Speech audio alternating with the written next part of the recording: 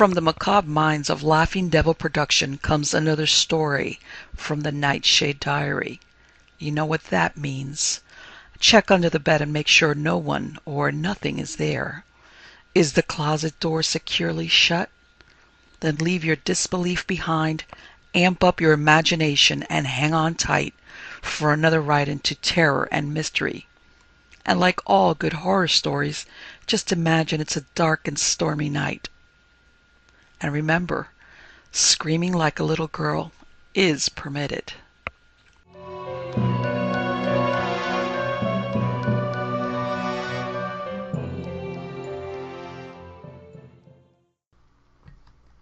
Monks of Death. The following story was told me by Mrs. Gray, a lady who came to one of my talks in London. Her grandmother, Mrs. Miles, was walking one evening with her friend, Miss Beale, along a country road in Hampshire. It was one of those evenings, far too few in this country, when there is a cloudless blue sky, dry roads, and the air is fragrant with the delicious scent of flowers and new-mown hay. "I never remember such a truly heavenly evening," Miss Beale exclaimed. "I could breathe in this air forever." And throwing back her head and opening her mouth, she drew in deep gulps. "And how silent it is," Mrs. Miles remarked. "How plainly we can hear the wind in the telegraph poles and trees. Listen." They stood still and listened to the plaintive moaning and sighing of the wind as it rustled through the trees and bushes. Suddenly they saw rising, so it seemed from a pond on one side of the road, a couple of 100 yards ahead of them, a figure habited like a monk. He was a tall man and advanced towards them with long strides. As he drew nearer, they saw his face, and they were struck simultaneously with the old worldness of it. It seemed to be a throwback into long centuries past, and was such a face as they had seen in paintings depicting monks and friars of the Middle Ages. He came hurriedly on, and passing them by, without as much as casting a glance in their direction, was continuing his course onward when, quite suddenly, they lost sight of him. One instant he was moving along the center of the broad white road, and the next instant he had vanished. They discussed the incident all their way home, and mentioned it to their landlady, who was a very old inhabitant of the locality. "I often heard tell of the monks when I was a girl," she said. "My father always said he saw one night when he was going to see my mother. It was in his courting days, but I never set eyes on one myself. It is said they never appear to anyone save as a kind of warning. Maybe you will hear news in the morning." They did, for Miss Beale received a telegram about noon, saying that a very near and dear relative of hers was dead. She had died just about the hour Miss Beale and Mrs. Miller had seen the phantom monk. Another story relating to a ghostly monk seen in the same locality was told me by a man in whose house I was lodging when I was on tour. It was after the show was over, and I was chatting with him and a fellow actor before I went to bed. "I had been marketing with my father," the man said, "and we were late in starting for home. It was a rather long walk, but I was very young and strong and did not mind the distance. It was New Year's Eve and mild for the season. The sky was cloudy, and there was a slight ground mist. My father was not very talkative. I think all the tongue-wagging he had done during the day had tired him, and he marched silently along the lonely, deserted road. He had been in the army when he was young, and there were times, I fancy, when he imagined that he was still a soldier. I found it difficult to keep up with him, and from time to time lagged a little distance in his rear. I amused myself by throwing stones at various objects, as boys so often do. We had passed a derelict mill, and I was throwing stones into the mill pond when I caught sight of a tall figure moving along parallel with us. It was on the other side of the low wall which skirted the road, and it was advancing in the same direction as ourselves. At first I thought it was a woman, but on looking at it more closely, I came to the conclusion it was a man. Not only on account of its great height, I reckoned it must be at least 6 feet tall, but also because of its build and its exceedingly long strides. There being, as I have stated, a mist, I could not see with any great distinctness what it was wearing. It seemed to be enveloped in some kind of long, flowing garment, which I took to be a fancy dress of sorts, and I concluded it was a gentleman returning home from a New Year's ball. Ceasing to throw stones, my interest became wholly absorbed in watching the figure and in speculating who it could be. We continued walking along in this fashion for some considerable time, always keeping pretty well abreast of each other, until we came within a short distance of a spot where the wall terminated, and there was a bridge over a stream. Well, when we were close to the spot, the moon suddenly began to emerge from behind a bank of clouds, and to show itself for the first time that evening. What riveted my attention was the figure. I could see it as clearly now as I could see my father, and I was not a little surprised to note that the garments which had puzzled me so sorely were those of a monk. I could not see his face, because for one thing he never looked round at us, and for another thing it was partly concealed by a hood. When, however, he came to the bridge, he halted, and on my glancing back to see what he was doing, he had vanished. The roads and fields were bathed in moonbeams, and every object in them was as plainly revealed as if it had been broad daylight. But there was no monk, nor vestige of one. Much mystified, I ran after my father, and catching him up said, "Father, did you see that man dressed up as a monk? What has become of him?" I was about to say something else, but paused, and stared wonderingly at my father. His face in the moonlight looked like a sheet, it was so white. But that was not all. There was an expression of terror in his eyes. His mouth twitched, and his legs shook. Here my informant stopped for a moment, whilst he refilled his pipe. "I can tell you, sir," he went on again, "I was scared. Nothing could have frightened me more than seeing my father, whom I had always regarded as a man of iron nerves, frightened." "What is it, Dad?" I asked, in a very faltering voice. "Charlie," he replied, and his voice shook. "Charlie, maybe you've heard someone speak of ghosts. Well, what you saw just now, that monk, was a ghost. Did you see its face?" "No," I replied. "Thank God for that, then," he responded. "Maybe it won't be so bad after all. Now, not another word about it till we get home." He did not refer to the subject again till we were all seated at breakfast, when he suddenly remarked, "I told you, Charlie, my boy, that what we both saw last night was a ghost. It was. I saw it once before, about 20 years ago. But neither then nor last night did I see its face, for which I am thankful. They say, that is, the old folk around here say, it is the ghost of some monk who was once bricked up alive in a monastery, and that periodically it is seen wandering about the countryside. So long as you don't see its face, which according to reports is terrible, it don't much matter. But should it look at you, then without doubt you will die very shortly."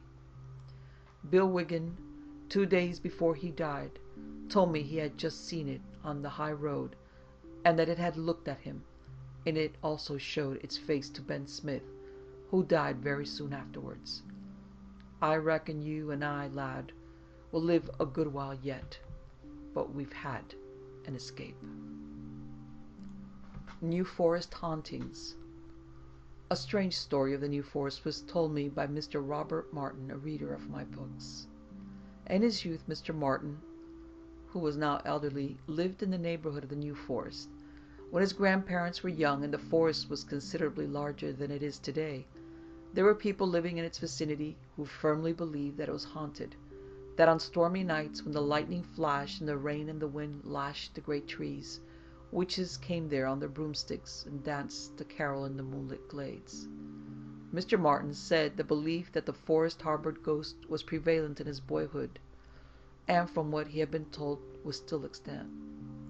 He related to me an experience of his father in the forest. At the time it happened, his father was a young man.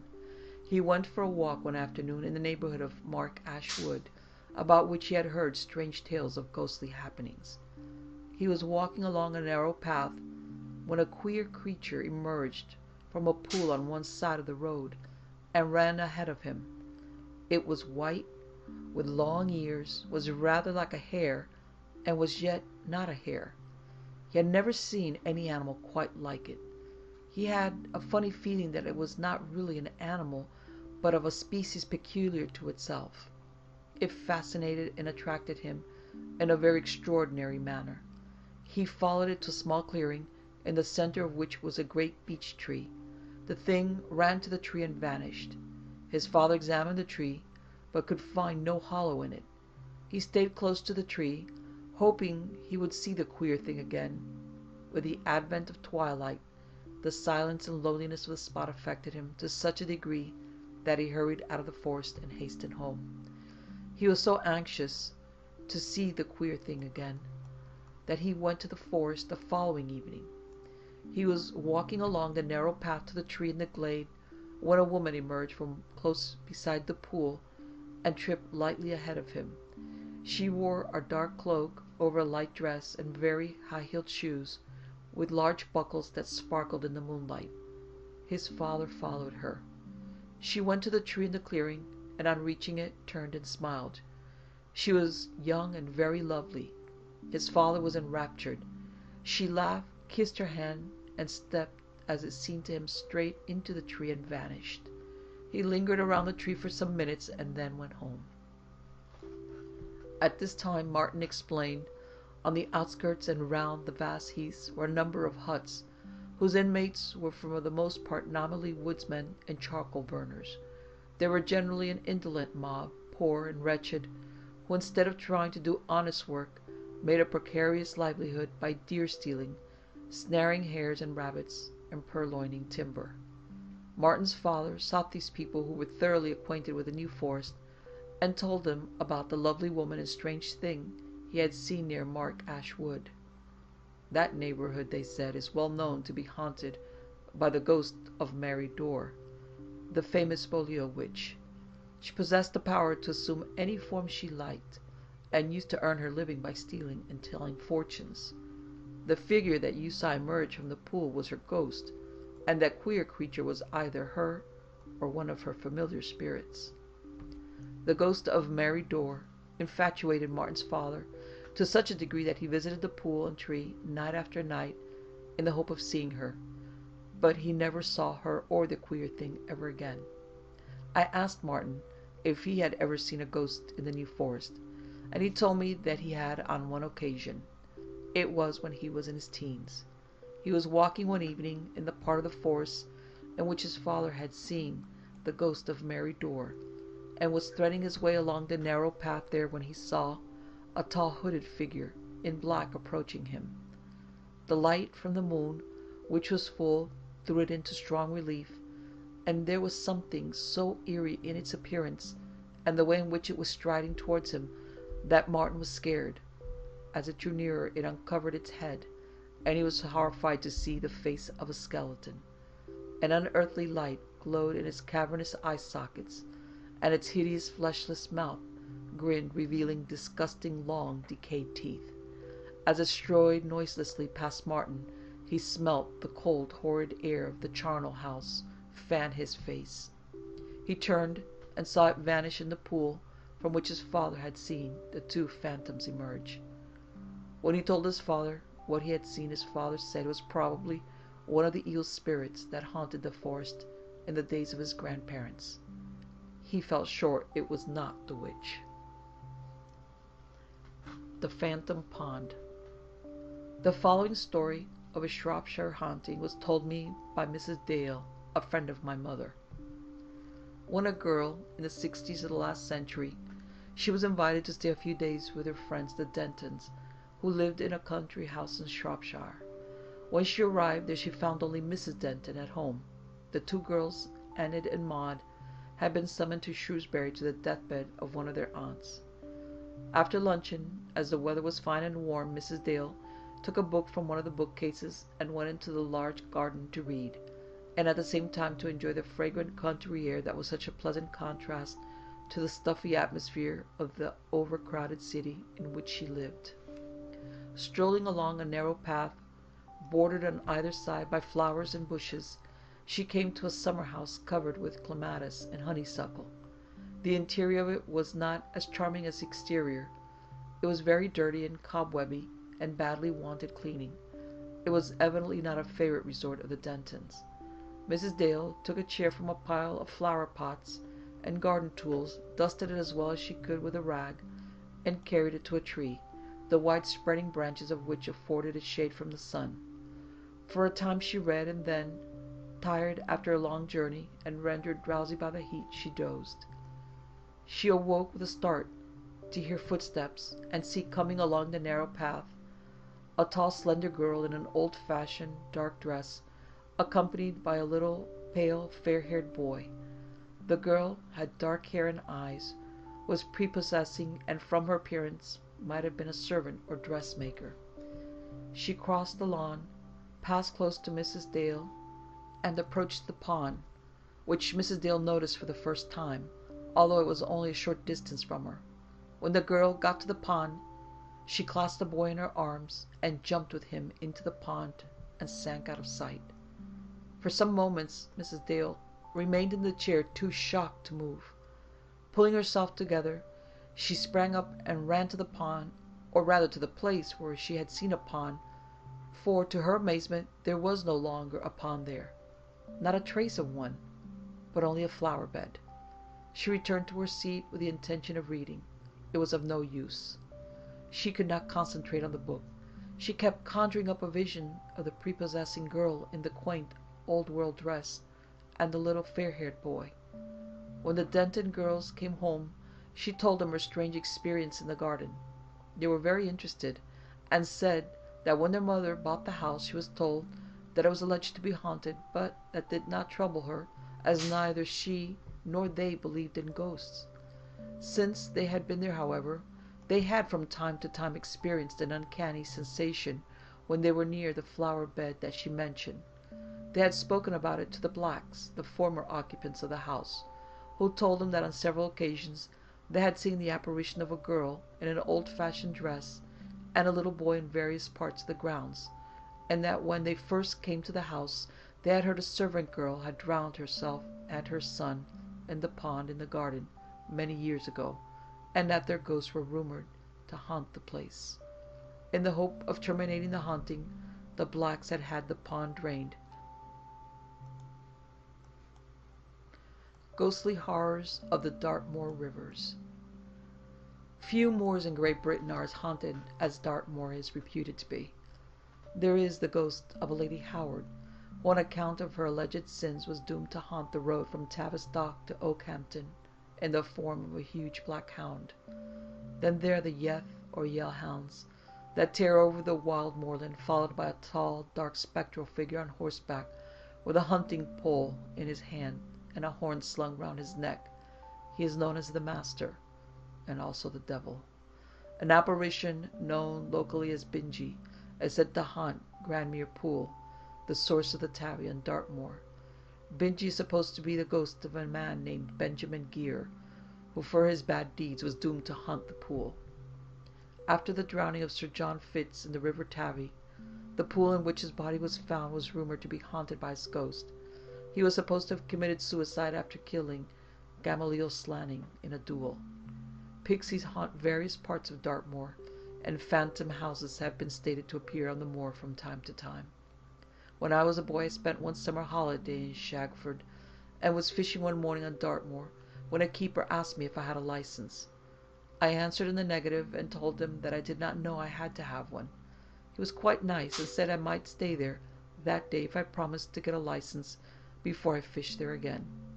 I procured a license without delay, and the next time I met him on the moor, I showed it to him. We became great friends, and he told me many stories of weird happenings on the moor. On one occasion, he was talking to a man who was fishing in the Dart, when the man pointed to a spot on the opposite bank of the river, a little distance from where they were standing, and said, "There is something deuced queer about that fellow. He gives me the shivers. He looks terribly ill, and is as pale as a ghost." The keeper looked in the direction the speaker indicated, but did not see anyone. Knowing the strange things that happened on the moor, he asked the speaker to describe the person, and the description the speaker gave of the queer individual tallied exactly with that of a man whose dead body had been found in the river a few months previously. The Dart was much swollen at the time, and the man was thought to have lost his way in one of the dense mists that frequently occur on the moor, and to have fallen into the river and been drowned. The fisherman had barely finished describing the man he saw when he exclaimed, "Why, the fellow has disappeared! He must have tumbled into the river, for I can't see him anywhere." He peered into the water, which was not more than 2 or 3 feet deep, for a wonder no rain had fallen for several days, but there was no sign of the queer individual. He gave up searching at last, and came to the conclusion that the man who looked like a ghost really had been a ghost. On another occasion the keeper was walking with a friend by the Dart when he suddenly felt very cold, although the weather was extremely warm. At the same time his friend clutched his arm and said, "Something dreadful is going to happen to me. My dead father is standing in the river looking at me." The keeper saw no one in the river. His friend met with a fatal accident within the next few days. I asked the keeper if he had ever seen a ghost on Dartmoor, and he told me that he had seen what he believed to have been one. He said he was crossing the moor one afternoon when a very tall, nude figure bounded by him into the Dart, which was shallow at the time, and vanished. It was very thin, with long arms and legs and a round head. It went too fast for him to see its face. He got the impression that it was very strange. It was some days before the keeper recovered from the shock it gave him. At Two Bridges, where I had tea one day, I was told a queer story about Wisman, or Weisman's Wood, which is on the acclivity of a steep hill, and forms one side of a valley through which the western branch of the Dart flows. It is supposed to have been one of the many sacred groves used by Druids in which to celebrate their mystic rites. My informant told me that 2 ladies from London, who were staying in the neighbourhood of Two Bridges, told them that they were in Wisman Wood one afternoon, threading their way between the blocks of granite that lay scattered about, when a procession of tall shadowy figures in white robes passed slowly by them, carrying in their midst, on a kind of bier, the corpse of a man or woman. The faces of all the figures resembled the long dead. The procession descended to the Dart, which was full and in spate owing to recent heavy rain, and knelt down close beside the river. They were still kneeling and apparently praying when they gradually faded away and disappeared. The same ladies had a tale to tell about Kidd's Hole, or pool, near Lidford. They were standing in some spot above the hole, gazing down at the waterfall of the Lid one day, when they saw the shadowy figure of a woman in a shawl standing close beside the basin at the foot of the fall. She was holding what looked like a basket, and did not appear to mind being sprayed with water.